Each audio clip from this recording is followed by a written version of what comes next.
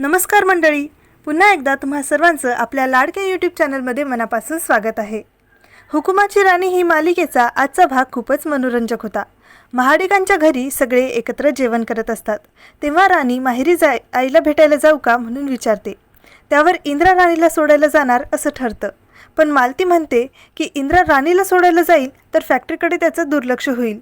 त्यावर इंद्रा म्हणतो, मी राणीला सोडून लगेच परत फॅक्टरीत जाईन। हे ऐकून विक्रांत मनात विचार करतो की चांगली संधी आहे, याचा उपयोग तर करून घेतलाच पाहिजे।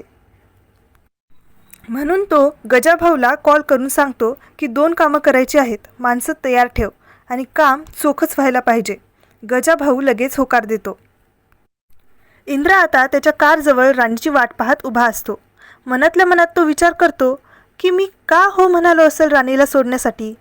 एक वेळ ती होती जेव्हा तिचा पाय मुरगळलेला होता तरीसुद्धा मी तिला एकटीला सोडून आलो होतो, आणि आता तेवढ्यात राणी तिथे येते। राणी आपली बोलायला लागली की थांबते थोडीच। बोलता बोलता ती इंद्राला कडू कारलं म्हणते। त्यावर इंद्र तर चकितच होतो, त्याचं तोंड तर बघण्यासारखंच होतं। पुढे राणी इंद्राला विचारते की तुम्ही मला सोडायला येताय, न्यायला पण येणार ना? त्यावर इंद्रा हो म्हणतो। राणी विचारते, पण का सर, कोणत्या नात्याने तुम्ही मला सोडायला येताय? काय नातं आहे आपलं? झालं। इंद्राला ज्याची भीती वाटत होती, राणी तेच प्रश्न पुन्हा विचारत असते। इंद्रा आतासुद्धा या प्रश्नांचं उत्तर देऊ शकत नाही। तो म्हणतो, आपल्याला उशीर होईल, आधी आपण निघूयात। दोघेही कारमध्ये बसतात। इंद्रा राणीला खूप प्रेमाने सीट बेल्ट बांधायला मदत करतो आणि ते निघतात। तिकडे राणीच्या आईची तब्येत अजूनही बरी झालेली नसते, पण राणीला कळू नये म्हणून त्या दुःख लपवून कामं करायचा प्रयत्न करत असतात आणि बुवांना त्या म्हणतात की माझ्या आजारपणाबद्दल राणीला काहीही कळू द्यायचं नाही।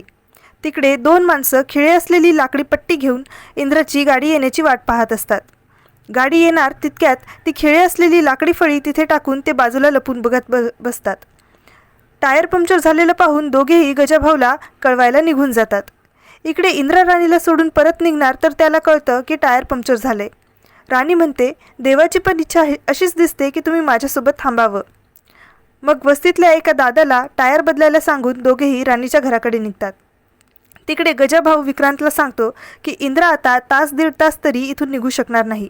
विक्रांत खुश होऊन पुढचा प्लॅन गजाला सांगतो आणि मनातल्या मनात म्हणतो, इंद्रा तू आता बघच काय होते ते। वाटेत राणीला पाणीपुरीवाला दिसतो। राणी इंद्राकडे पाणीपुरी खाण्याचा हट्ट करते। ते दोघं पाणीपुरी खायला जातात खरं, पण इंद्राला पाणीपुरी कशी खातात तेच माहीत नसतं। मग राणी म्हणते, सर तुम्ही तर काही बोलूच नका, माझ्या प्रश्नांचं उत्तर द्यायचं असेल तरच बोला। वातावरण पुन्हा खूप रोमॅन्टिक होतं।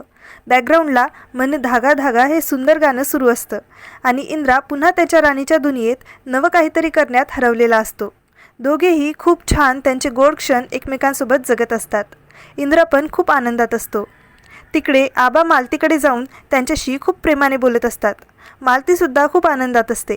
आबा म्हणतात, तुम्ही सगळ्यांशी जुळवून घेतलं, मला माझ्या घरच्यांना आपलंसं करून घेतलं, आता अजून एक गोष्ट करसाल माझ्यासाठी? मालती म्हणते, कोणती? आबा मालतीचा हात हातात घेत म्हणतात, मला स्वीकारलं तसं राणीला पण स्वीकारा ना। त्यावर मालती पुन्हा रागाने लालबुंद होते। राणीसाठी पुन्हा दोघांमध्ये वाद होतो आणि मालती रागावून तिथून निघून जाते। इकडे राणीचे आईबाबा पाहतात तर काय, इंद्रा आणि राणी पाणीपुरीवाल्याकडे पाणीपुरी खात असतात। ते पाहून राणीची आई तिचा कान धरून, आमच्या जावयाला असं काहीही खाऊ घालतेस का, असं म्हणत रागावत असते। त्यावर इंद्रा राणीची बाजू घेतो। राणीचे आईबाबा इंद्राला चहासाठी घरी येण्याचा आग्रह करत असतात। तिकडे इंद्राच्या अनुपस्थितीचा फायदा घेऊन गजाभाऊ कामगारांमध्ये भांडण भडकवून देतो। कामगार एकमेकांशी हाणामारीवर येतात। केडी मध्यस्थी करण्याचा खूप प्रयत्न करतो, पण काही उपयोग होत नसतो। तो इंद्राला कॉलसुद्धा करतो, पण इंद्राचा फोन कारमध्येच राहिलेला असतो आणि इंद्रा तर राणीच्या घरी पाहुणचारात अडकलेला असतो। राणीच्या आईच्या तब्येतीबद्दल तो खूप आस्थेने विचारपूस करतो। त्याचा राणीच्या घरी खूप छान वेळ जात असतो। पण इकडे कामगार भांडत भांडत महाडिकांच्या घरी येतात। कोणाचंही ऐकून घेण्याच्या मनस्थितीतच नसतात। केडी धावत जाऊन आबांना बोलवून आणतो। आबा कामगारांना शांत करून असं वागण्याचं कारण विचारतात। कामगार म्हणतात, इंद्रा सरांनी सांगितलं तसं आम्ही केलं, आमच्यामुळे हे नुकसान झालेलं नाही। कामगार सगळा गोंधळ करत असतात। त्यावर आबा केडीला विचारतात। तो म्हणतो, सरांनी सांगितल्याप्रमाणे कामगारांनी काम केले, पण त्यामुळे नुकसान झाले. सरांना कॉल केला होता पण ते उचलत नाही आहेत. मालती म्हणते, इंद्रा फॅक्टरीत नाही तर कुठे आहे? बस आता उर्मिला आणि विक्रांतला हीच संधी हवी असते. ते दोघं आबा आणि मालतीसमोर हे ठासून बोलत असतात की राणीच्या घरी जाऊन इंद्रा फॅक्टरीकडे दुर्लक्ष करतोय. ते ऐकून मालती मनातल्या मनात याबद्दल इंद्राशी आता बोलावंच लागेल असं ठरवते. मंडळी, आजच्या भागातलं तुम्हाला काय सगळ्यात जास्त आवडलं ते आम्हाला कमेंट करून नक्की सांगा. पुन्हा भेटू नव्या भागासोबत. तोपर्यंत काळजी घ्या, आनंदी राहा.